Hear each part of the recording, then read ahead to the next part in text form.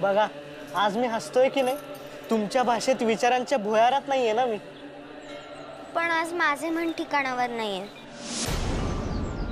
कळले, क्षमा करा. आईची काळजी वाटते ना तुम्हाला.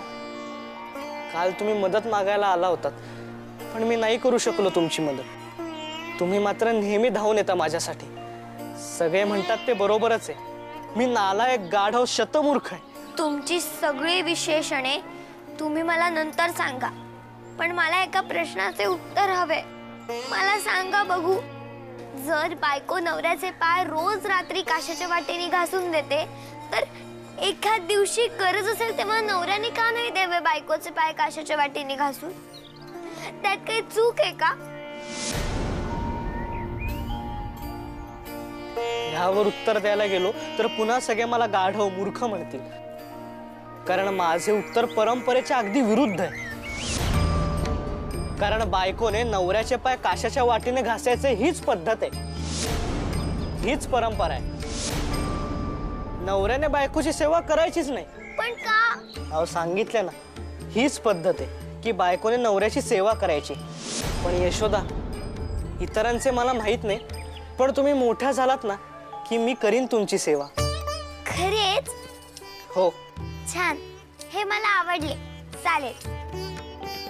बरे, आता महत्वाचा प्रश्न. बरेच दिवसांपासून मला तुम्हाला विचारायचा होता.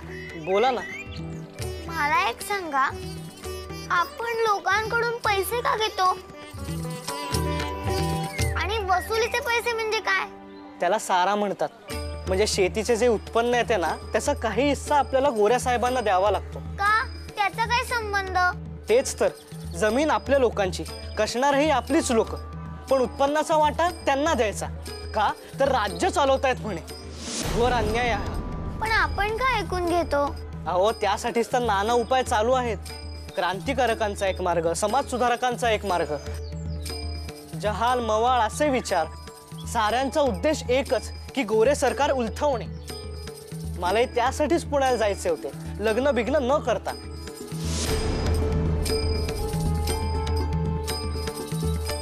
तुमचे अगदी बरोबर आहे, पटले मला. मग जायचे का आपण पुण्यास? आता तर आपले लग्नही झाले आहे, आपण दोघेही जाऊ शकतो. पण मला काय वाटते, आपण आता नको त्याचा विचार करूया. आपण थोडे मोठे झाले की जाऊया. म्हणजे जरा ठरवावे लागेल ना सगळेच. याबद्दल आपण नंतर विचार करू. पण तोपर्यंत आजोबा आणि आप्पांनी जे काम सांगितलंय ते पूर्ण करू. बरोबर आहे. बरे चला, बैलगाडी जवळ माधुगाडी वाट बघत असेल. चला.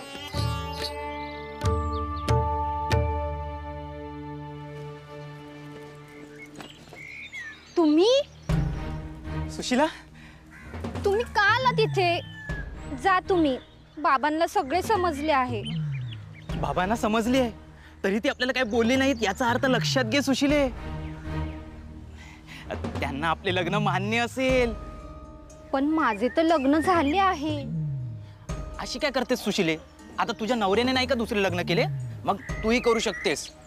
आणि पुण्या मुंबईत अशा गोष्टी रोज घडतात. आता नर्मदाताई आणि प्रभाकरने नाही का दुसरे लग्न केले, ते पण पळून जाऊन. मग आपणही करू शकतो. त्यात काय एवढे मोठेसे? खरेच? हो खरेच. तुझ्या बाबांनाही माहिती आहे तरी ते काही बोलले नाहीत. आणि तरी तू मला दूर लोटत असतेस.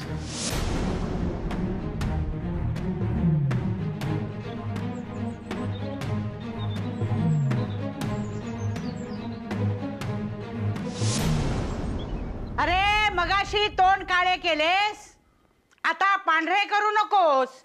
पीठ नीट मळ. नीट मळतो. खरं वाळू नको. हो. हा अगो बाई, हे काय बघतीये मी? पीठ. सासूबाई, तुम्ही यांना कामास लावलेत?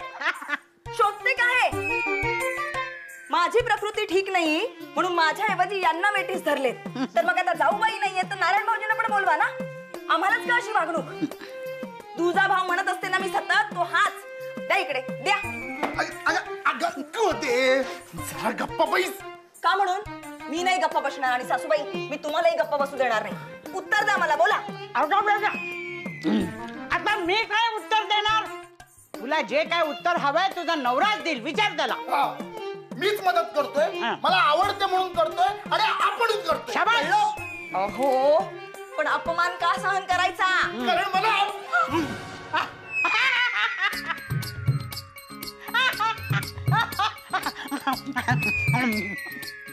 म्हटले होते थोबाड पांढरे करू नको, शेवटी मेल्यान केले.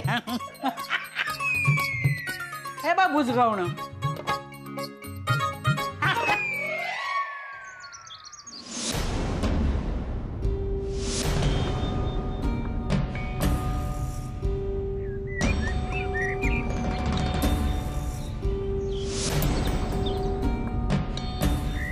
सुशीला,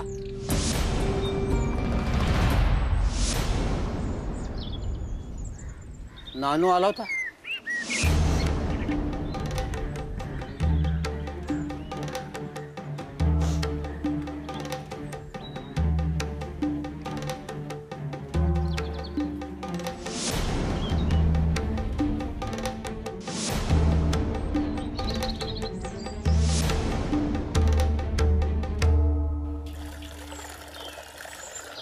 दुसऱ्यांदा आंघोळ करावी लागली. काय अवतार करून घेतला होता स्वतःचा? पुन्हा स्वयंपाकघरात पाय ठेवाल तर याद राखा. हो, पुरुषासारखे पुरुष तुम्ही स्वयंपाक कसला करता? शोभते का हे? अगं, हळू हळू हळू डोक्याची चालती काढशील आता माझ्या. काकूवरचा राग माझ्यावर काढायचा नाही. हो पण मी काय म्हणते अगं, ते- सगळी शोभा झाली आपली. ते वैद्यबुवा काकूला मंदिरात भेटले होते. काकूच्या पायावर डोकं ठेवून सगळ्या खरं खरं सांगून टाकलं त्यांनी. अगो बाई, होय का? मग ती काकूला म्हटलं चुकलं आमचं, ताबडतोब गोदे स्वयंपाक घरात पाठवतो. तशी म्हणाली मला नकोच आहे ती महामळ. काय काय म्हणाल्या? काय महा काय? महाराणी नकोय, तू काम कर असे म्हणाली. बाई बाई बाई बाई, मोठी चालाक आहे हो म्हातारी. तर काय, मला सोडव ग गोदे काकूच्या तावडीतून. मला नाही जमत काय असं काही. ते बघते मी. हो. तुम्ही आधी त्या वैद्यबुवाकडे जा. आपले नवीन धोतर, उपरणे, चांदीच्या मुठीची काठी सगळे परत घेऊन या. काय काय काय जाणा. जातो. झालं. हे म्हणजे आगीतून फुफट्यातच पडलोय मी आता. बरे मला एक सांगा, पाटील काकांकडून किती पैसे घ्यायचे? वर्षभराचे. बाप रे, एवढा हिशोब नाही हो जमायचा मला. तो मी करेन, पण तुम्ही वसुली कशी करायची याची युक्ती शोधा. आजोबांनी त्याच कामावर नियुक्ती केली आहे ना तुमची. हो, म्हणजे मला कामगिरी फक्त करावीच लागेल. पण कोल्हटकर काका कसे आपल्या गावातलेच, त्यांच्याबद्दल युक्ती करता आली. पण हे कसे पाटील काका, त्यांना मी पाहिलं सुद्धा नाहीये. त्यांच्याबद्दल काय युक्ती करायची काही सुचतच नाहीये. प्रकरण अवघड जाणार आहे. पण ते त्र्यंबक आजोबांचे चांगले मित्र आहेत आणि माझी 4-5 वेळा गाठभेट सुद्धा झाली. मी साधारण स्वभाव सांगू शकतो त्यांचा. चालेल, सांगा थोडा वेळाने. बरे मला एक सांगा, तुमच्या आईची आई म्हणजे तुमची आजी त्या कुठे राहतात? त्या खेडला. पण का बरे? माझ्या डोक्यात एक कल्पना आली आहे. तुमच्या आईला गावी पाठवत नाहीयेत ना, पण आईला तर आजीला भेटायची ओढ लागली आहे, बरोबर? हो, तळमळती आहे अगदी. मी तर तिथे जाण्याची सगळी तयारी करून ठेवली होती. पण अहो तुम्ही उदास नका हो, ऐका ना. आईला जाता येत नाहीये खरे, पण आजीलाच पालघरला घेऊन आलो तर? खरेच की, पण कसे शक्य आहे ते? मी आहे ना, मी जाऊन तुमच्या आजीला घेऊन आलो पालघरला तर. हो हो, तुम्ही किती चांगले आहात हो. आणि कोण म्हणतो तुम्ही गाढव आहात? तुम्ही तर किती हुशार आहात. ही युक्ती कोणाला तरी सुचली का? आज जर आपले पाटील काकांकडचे काम झाले तर त्र्यंबक आजोबा खुश होतील. मग मी त्यांना सांगेन आणि तुम्हीही सांगा, मग ते ऐकतील. मग मी खेडला जाऊन तुमच्या आजीला बैलगाडीतून घेऊन येईन.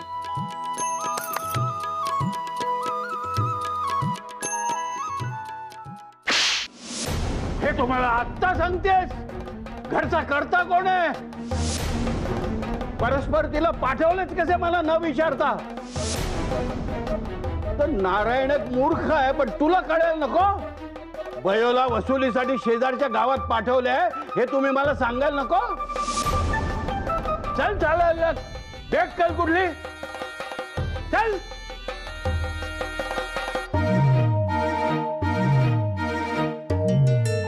घ्या. हळू.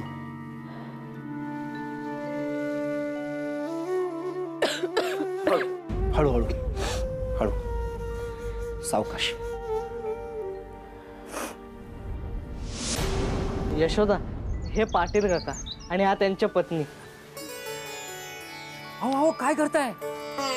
अहो, तुम्ही वडीलधारे आहात ना. सुखी व्हा. हा, बसा ना तुम्ही, बसा. मी गुळपाणी आणते. हो. ताई बसा ना तुम्ही. नाही, नको, राहू दे. कसा झाला प्रवास? नीट झाला. रस्ता जरा खराब होता, पण आलो आम्ही. तुमचं लग्न झाल्याचं कळलं, पण ताईंची भेट होईल असं काय वाटलं नव्हतं. फार ऐकलं होतं यांच्याबद्दल.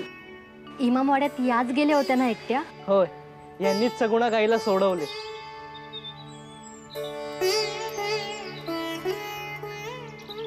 बरं केलं हो यांना आणलं. या ना. हो.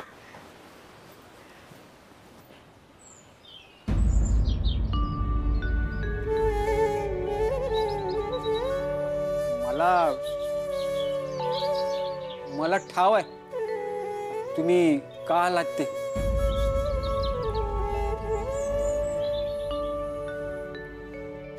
बसा, मी देऊन आले बाहेर. लक्ष्मीबाई रडत का होत्या?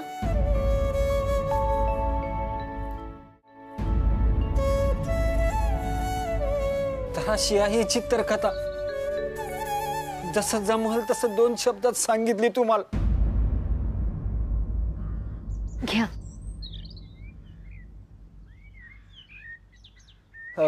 काका, मी पैसे न्यायला आलोय. काका आजोबांनी मला बजावून सांगितले आहे की कोणत्याही परिस्थितीत वसुली झालीच पाहिजे. वय ठाव आहे मला, पण मी पैसे नाही देऊ शकत. तुम्हाला कल्पना दिली आहे मी काय घडलं याची. हे पहा, सारा चुकवण्यासाठी सबबी असतातच, पण त्याने काम होणार नाही. बराच काळ सबबी चालू आहेत. आता असं चालायचं नाही. तुम्हाला शेत सारा द्यावाच लागेल, नाहीतर काय? नाहीतर घरावर जप्ती आणावी लागेल. म्हणजे मला त्याच्या आप्पांना सांगावं लागेल, मग ते घरावर जप्ती आणतील.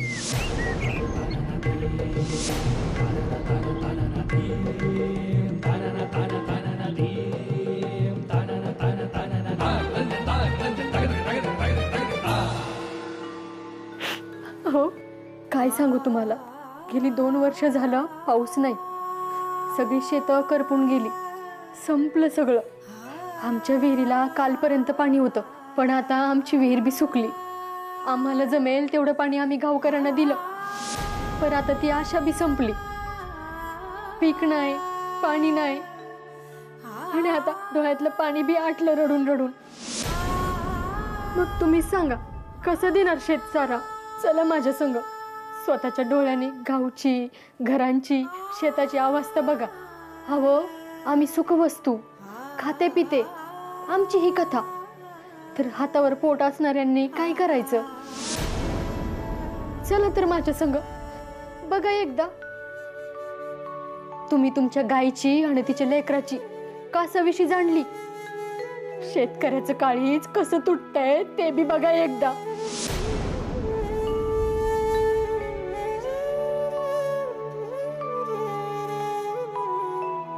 या माझ्या संग.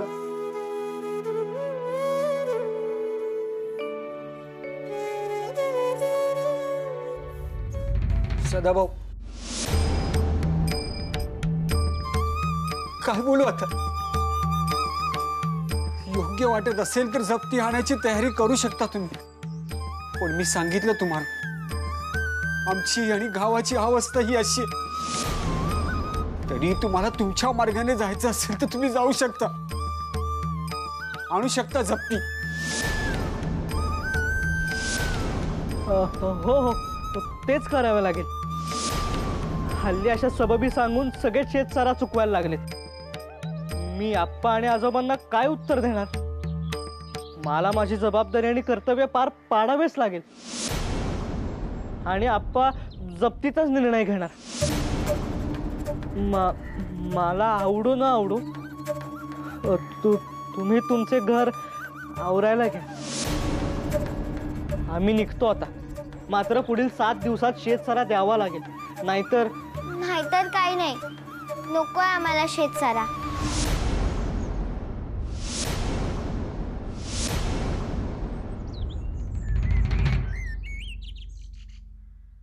सारी परिस्थिती कळली आम्हाला काका. तुम्ही काळजी करू नका. शेतसारा नकोय आम्हाला.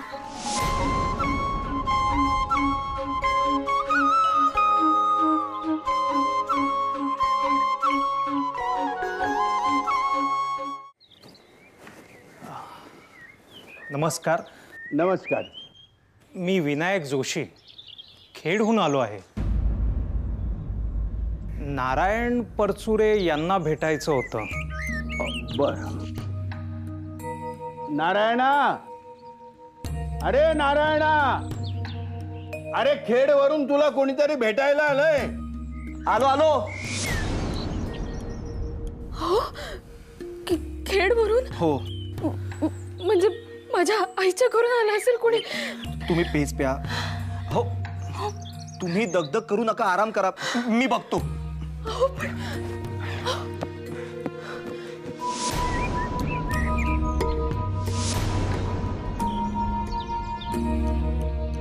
या बसा. नाही नाही, ठीक आहे. नमस्कार, मी नारायण परचुरे. बोला, काय काम होते?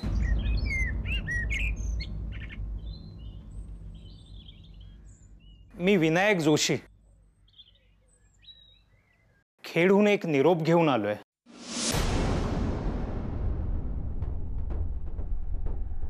दुःखद बातमी आहे.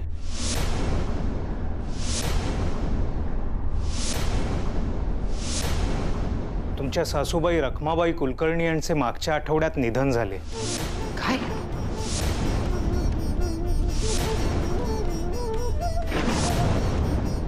राधाताईंच्या आठवणीत फार तळमळत होत्या. गेले 4 मास त्या आजारीच होत्या.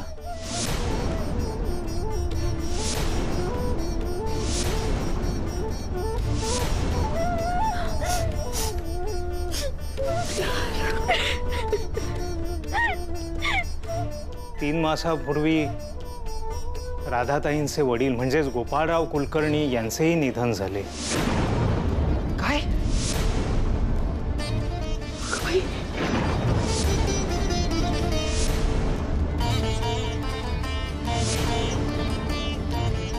3 मासापूर्वी मी देवीच्या दर्शनाला आलो होतो तेव्हा शंकरराव परचुरे यांना हा निरोप दिला होता.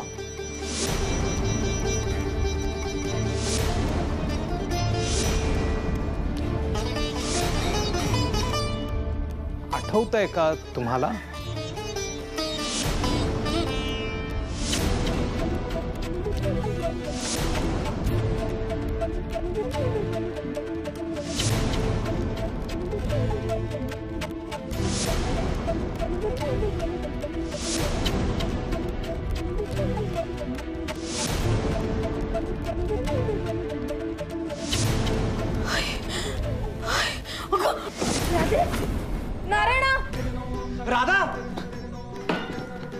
राधे राधा राधे राधे डोळे उघड. मी पाणी आणते. राधे राधे डोळे उघड.